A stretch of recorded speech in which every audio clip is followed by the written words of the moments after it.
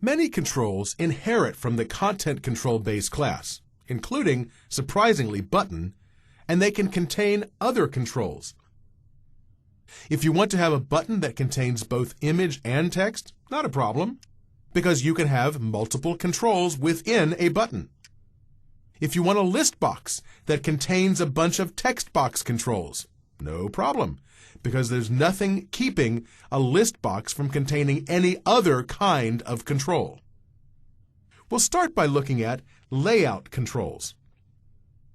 Several controls are useful for laying out other controls, and those include the dock panel, which allocates an edge for each child control, and it's useful for defining rough layout. There's the stack panel control, which stacks its children either horizontally or vertically, and this is useful internal to other controls. For example, in a button, if you want to have image and text, you're likely to place them within a stack panel.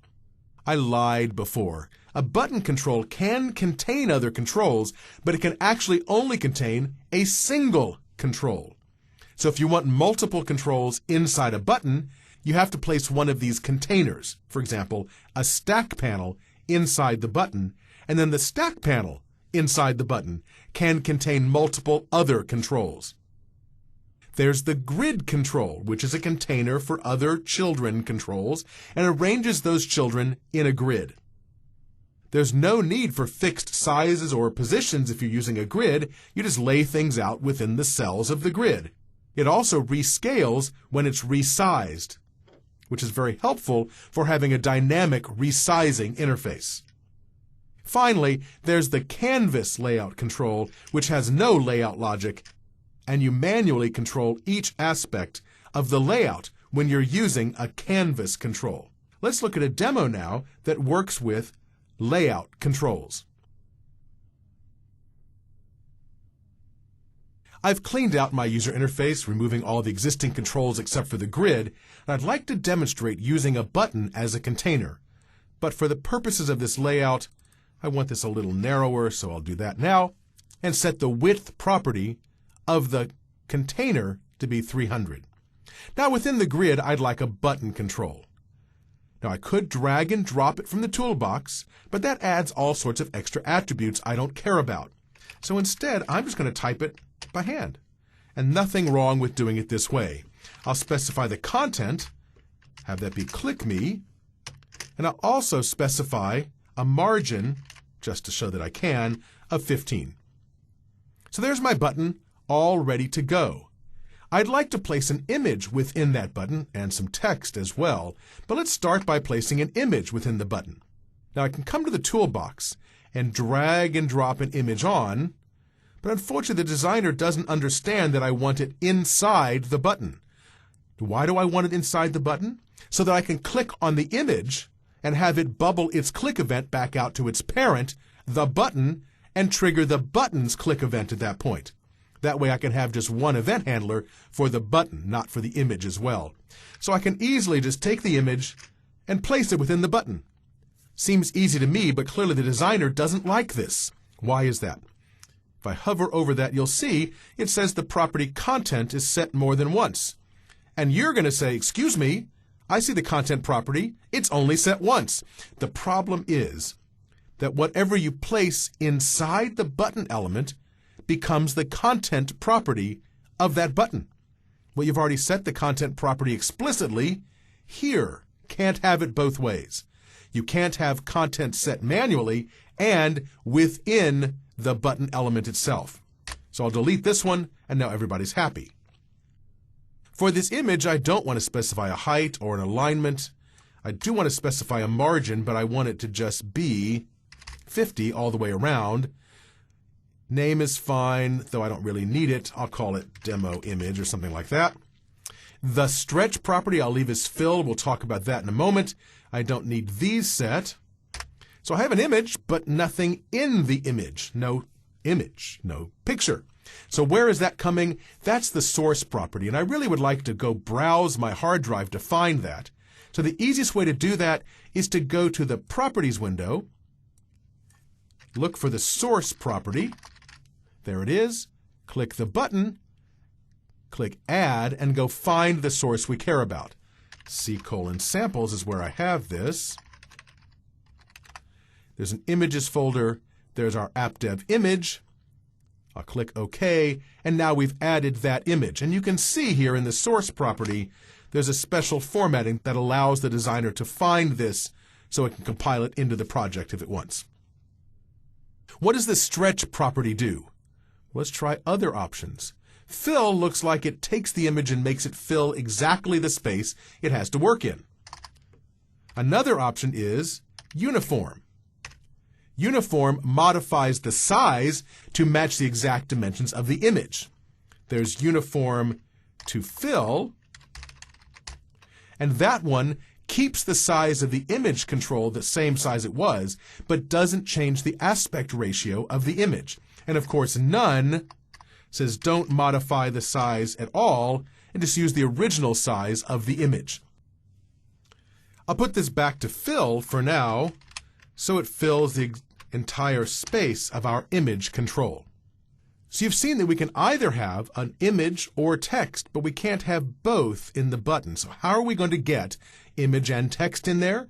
In this case, we'll need one of our containers that we talked about. We talked about dock panel, stack panel, grid, and canvas. The one we need here is a stack panel, so we can stack the controls vertically. So for now, I'm going to move the image control out of the button. And in the button, I'll add a stack panel control. Of course, I could drag it from the toolbox, but since I'm only setting a few attributes, I'd rather type it from scratch. The only attribute I need to set is the orientation, which is going to be vertical. Now within that stack panel, I want to place this image. And what have we accomplished? Well, nothing yet. We've put a stack panel in here, which has an image that has a margin of 50. Great. But because it's a stack panel, we can put other controls inside here stacked vertically. Now you might look for a label control, and although there is a label control, it's really meant for using data, that is for labeling data fields when you're working with data. For this purpose, the text block control is more appropriate. We'll set the text property to be click me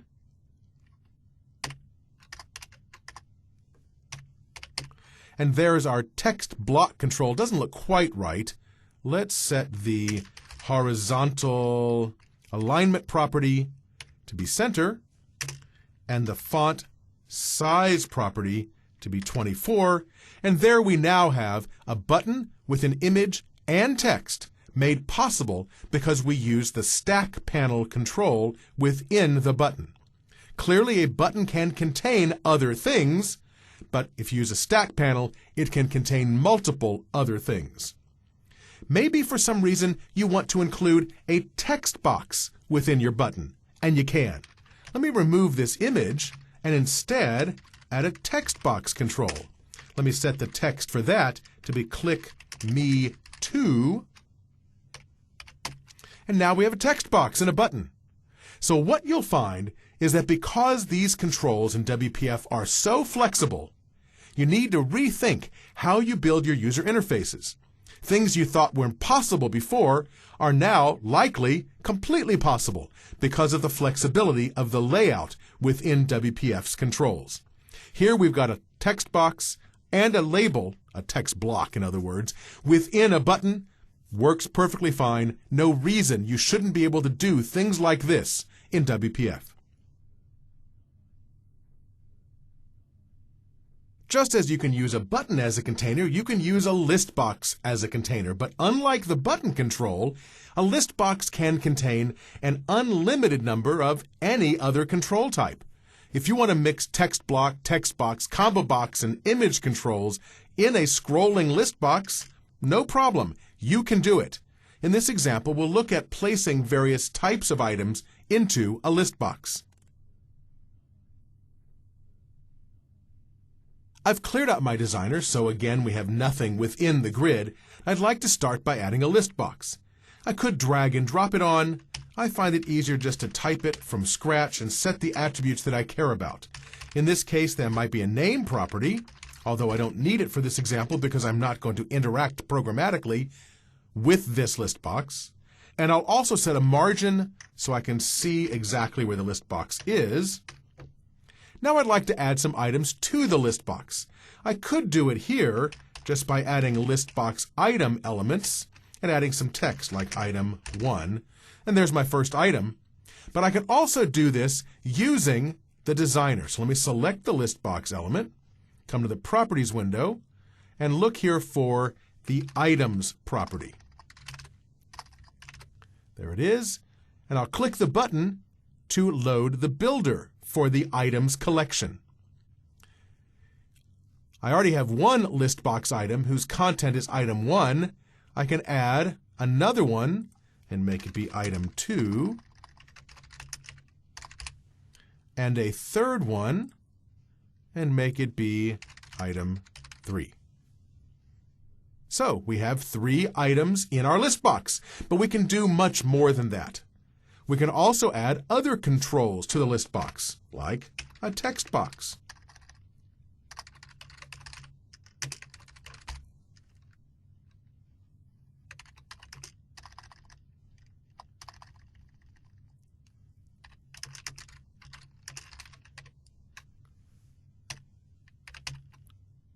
And let me have a couple copies of that. Now, if I had given that text box a name, I would have to modify the name at this point because you can't have multiple items with the same name in the same scope. Since I didn't specify a name, I don't have to do that. But if I don't specify a name, how can I tell them apart when I want to work with them? But I'll let you play with that some other time. I also might want an image control in here. I will specify a name for the image. And for an image, of course, I'm going to want a source. So I'll go find the properties window, look for the source property. Now remember, I'm only filtering because I've already filtered. If I examine all of the properties, I could find the source property somewhere. It's here. I just find it easier to type the text here to limit the properties to just the one I want. Click the button, choose the image I chose before, click OK, and now my image appears in the list box. I can have multiple copies of that image, no problem. Don't imagine why I would. Can't all have the same name.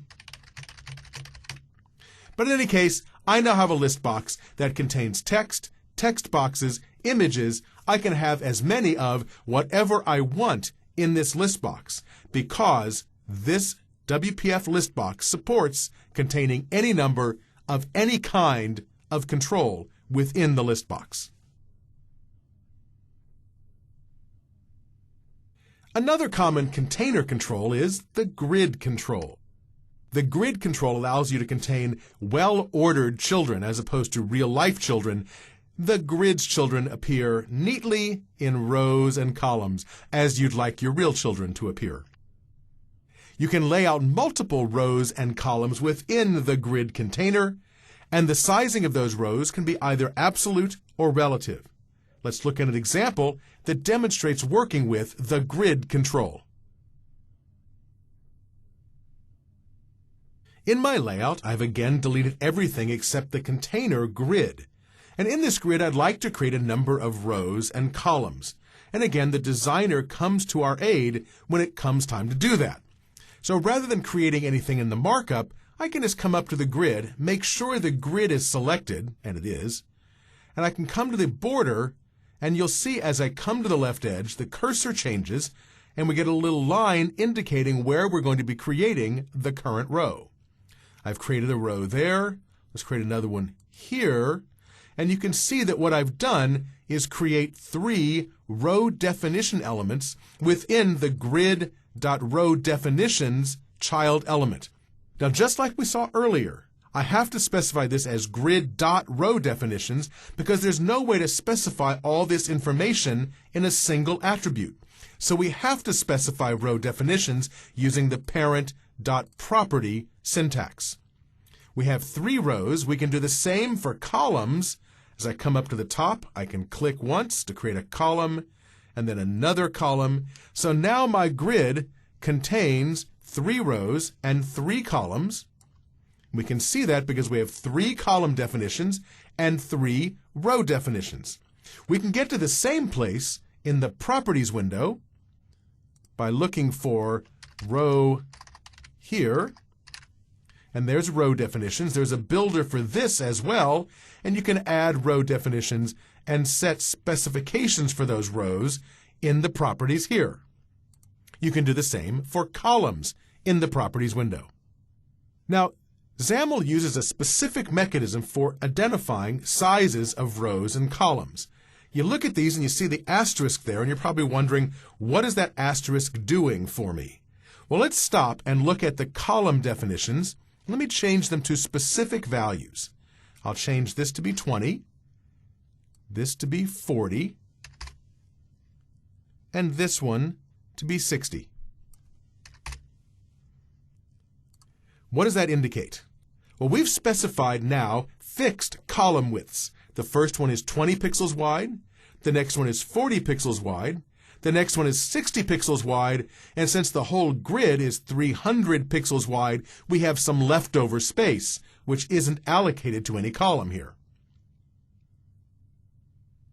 Of course, we could do the same thing with the rows, giving them fixed sizes. Let me change one of these to be just an asterisk. Asterisk means to use a relative sizing. Now, the trick is, the first thing that WPF does is lay out all the fixed width columns. In this case, that's 20 and 60. And then it takes all the remaining columns and allocates them according to the sizes indicated in their definitions. Let me add another one here to prove a point.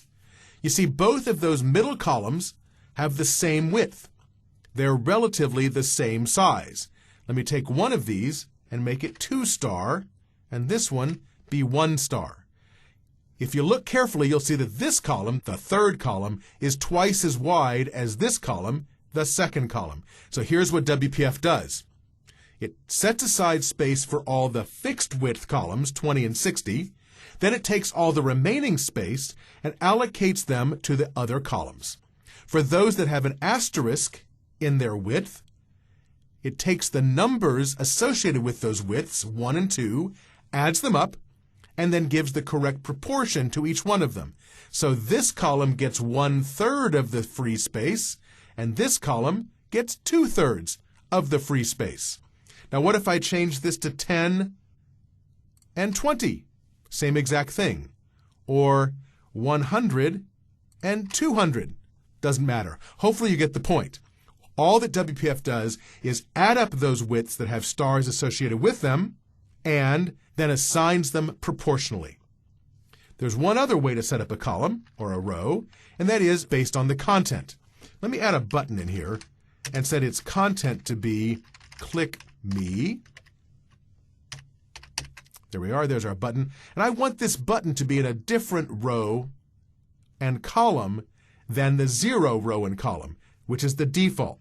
So I'm going to specify grid.row equals 1. That puts it in row 1. And grid.column equals 1. Puts it in column 1. So there's our button in the 1 row and the 1 column.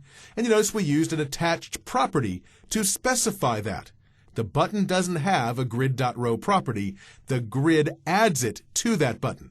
How can we now make that row just big enough and that column just wide enough for that button? Well, let me change the column definition not to be 100 star, but to be auto. Auto makes the column just wide enough for the contents of that column, and the same for the second row. I'll make that one be auto, and now that row is just tall enough for that button. Of course, if I specify a width and height for this button, say a width of 100 and a height of 100, the row changes and the column changes width to make room for the specifications for that button. So now you can see that the way this grid lays out columns, for example, is it does the fixed width ones first, then anything that's auto, it gets the size for that. Anything that's left over, it assigns to those columns that have an asterisk. So if I add one more column, those columns will be evenly divided. Here, one is half as wide as the other. And remember, that can just as easily be 1 and 2. and not putting anything in front of the star is the same as putting 1 in front of the star. So you'll have to remember when you see a star and you're doing the calculations to put a 1 there. So we add 1 and 2 together to get 3. And so this column is 1/3 of the free space, and this column is 2/3 of the free space. And everything I've said here for columns applies to rows as well. Now we've got a button here that fills exactly 1 cell. There's no reason why this button couldn't span rows or columns if we wanted. So there's a grid.column_span property and a grid.row_span property. We can set that to 2, and now this button would span 2 columns if its width wasn't fixed. So I'm going to get rid of the width here. And actually having this auto doesn't help me much either. So let me have this be, say, 40 wide. And you can see now that this button, whose width is not fixed, instead is set to span exactly 2 columns. Let me get rid of the height for the button, and instead have it span 2 rows. And there we are. So now our button spans 2 rows. Of course, it's hard to see that because the row definition is set to auto. It's resizing itself. So let me set that to something specific, like 20. And now you can see we're spanning 2 columns and 2 rows. And if I come set a margin for this button, 10 says 10 from the left and right, 20 is 20 from the top and bottom. And it looks kind of weird, but you can see that this button is actually contained within 2 rows and 2 columns. We're 20 pixels from the top and the bottom, and we're 10 pixels from the left and from the right. You can see you get a lot of flexibility using the grid.column_span and grid.row_span properties combined with the margin property to lay out exactly where your controls appear within the grid.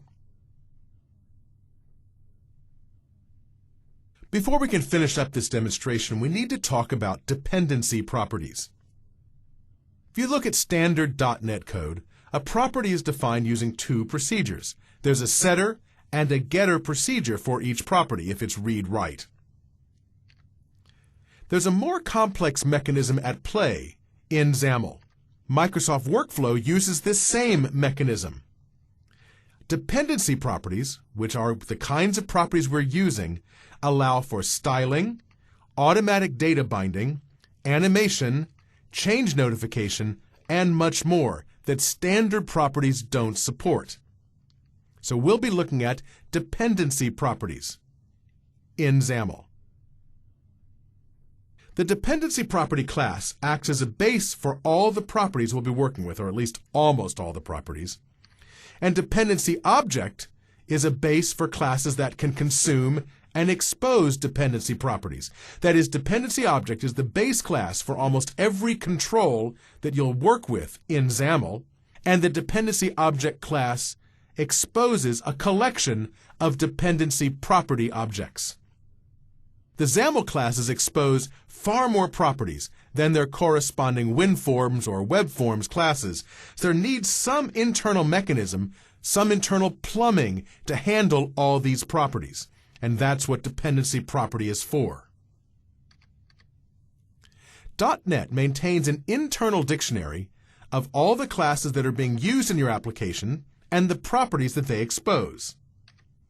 The dependency property instance is defined as a static or shared member of a class. There's only one of these for each class, each object you work with. In the constructor for the instance, code registers the property, its type, and the hosting class with the .NET Framework, which then maintains the value of that property in a dictionary for you. You can optionally create a standard .NET property that wraps up the dependency property, and in every case of every control you'll work with, that's what the .NET Framework has done for you. So imagine that you wanted to create a property called isAvailable. How would you represent that in code? For every property of every control you declare in XAML, there will be somewhere inside the .NET Framework a declaration like this: a public static dependency property with the name that corresponds to your property. For the isAvailable property, we'll have a field named isAvailable property, and there's only one of these for the entire class that's defining it. It's a static property. In the constructor for the class, there's a method call, like this one, which sets the value of that isAvailable property by registering it with the .NET Framework.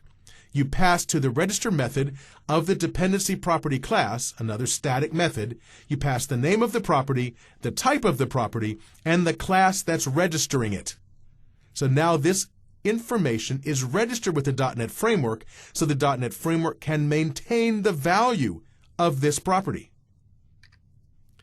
Of course, to make it available for you as a consumer, someone at Microsoft has written a wrapper which exposes it as a standard .NET property, which gets and sets the value of that field from the dictionary that the .NET Framework is maintaining for you.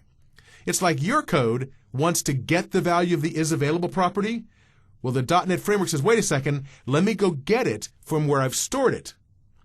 It goes to that dictionary and retrieves the value of this field for the particular instance you're working with. You don't have to worry about this except to understand that every property value is maintained by the .NET Framework in a dictionary, and that happens because every property of every object is a dependency property. The reason I told you all that stuff is because you might want to programmatically interact with an attached property, and the only way to do that is by writing a little bit of code which gets the value or sets the value of the attached property. The button control doesn't expose the grid.column or grid.row property. It's the grid control that exposes those, yet those attributes exist in the XAML markup. They're attached properties. The properties are added by the container when the interior controls are hosted within that container. And you retrieve and set those properties using the dependencyObject.getValue and dependencyObject.setValue methods, just like the code you saw in the previous slides that showed how internal code does this. In order to retrieve information about the grid.row property of a button, you might write code like this. We declare a variable row as an int, and we're going to call the demobutton.getValue method. The button doesn't maintain the value itself. It calls a method which asks the .NET runtime to hand back the value it's been storing for its grid.row property. And the way we get that is we pass that one field reference. Remember, it's a static property of the grid class. There's grid.row property. We pass that to the getValue method of the demo button. The .NET Framework flips through its dictionary, finds the correct value, and hands it back to us so we can store it into a variable. If we want to increment that value, which is what this demonstration will do, we call the setValue method of the button. We pass in again the indicator of which property we're talking about. That's grid.row property, for which it's a static property. There's only one of those. We pass it to the .NET Framework. It finds the correct dictionary entry, and we give it row +1, and it puts that into the dictionary, setting the value for that property. It seems like a convoluted way to get or set the value of a property, but for an attached property, that's the only way we can. Let's look at an example that uses this technology. I've once again cleaned out our layout here. I'd like to add some rows and columns to the grid to prove a point. So here I'll add 1, 2, 3, 4 rows and 3 columns. I'd like to place a button within the grid as well. So let's go do that. I'll set its name to be demo button. I have to set its name because I'll be referring to it in code. I'll set the content. And finally, grid.column.